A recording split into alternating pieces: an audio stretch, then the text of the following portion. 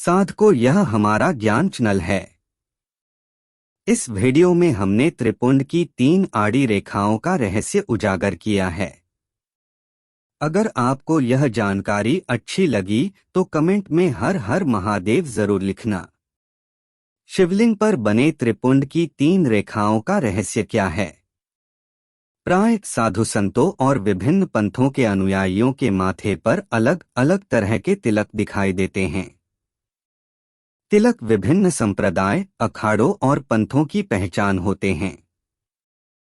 हिंदू धर्म में संतों के जितने मत, पंथ और संप्रदाय है, उन सबके तिलक भी अलग अलग हैं। अपने अपने इष्ट के अनुसार लोग तरह तरह के तिलक लगाते हैं। शैव परंपरा का तिलक कहलाता है त्रिपुंड्र। भगवान शिव के मस्तक पर और शिवलिंग पर सफेद चंदन या भस्म से लगाई गई 3 आड़ी रेखाएं त्रिपुंड कहलाती हैं। ये भगवान शिव के श्रृंगार का हिस्सा हैं।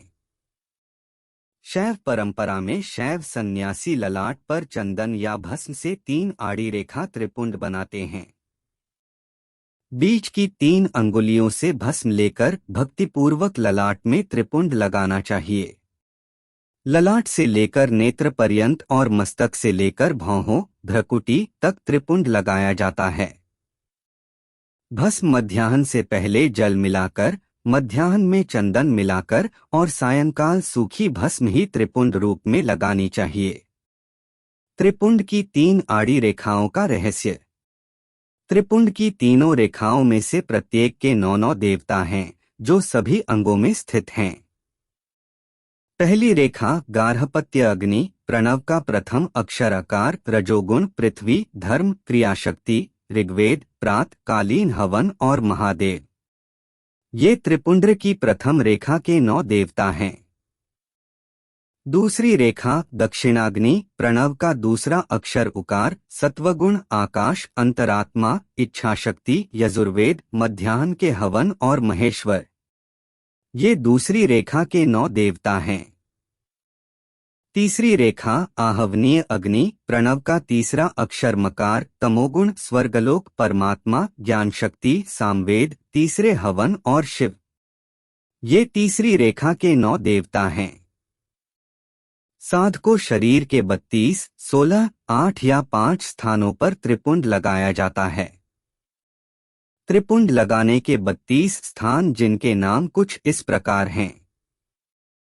मस्तक, ललाट, दोनों कान, दोनों नेत्र, दोनों नाक, मुख, कंठ, दोनों हाथ, दोनों कोहनी, दोनों कलाई, हृदय, दोनों पार्श्व भाग, नाभि, दोनों अंडकोश, दोनों उरु, दोनों गुल्फ, दोनों घुटने, दोनों पिंडली और दोनों पैर। त्रिपुंड लगाने के 16 स्थान। मस्तक, ललाट, कंठ, दोनों कंधों, दोनों भुजाओं, दोनों कोहनी, दोनों कलाई, हृदय, नाभि, दोनों पसलियों तथा पृष्ठभाग में। त्रिपुंड लगाने के 8 स्थान। गुह्य स्थान, ललाट, दोनों कान, दोनों कंधे, हृदय और नाभि। त्रिपुंड लगाने के 5 स्थान। मस्तक, दोनों भुजाएं, हृदय और नाभि। साधको, इन संपूर्ण अंगों में स्थान देवता बताए गए हैं, उनका नाम लेकर त्रिपुंड धारण करना चाहिए।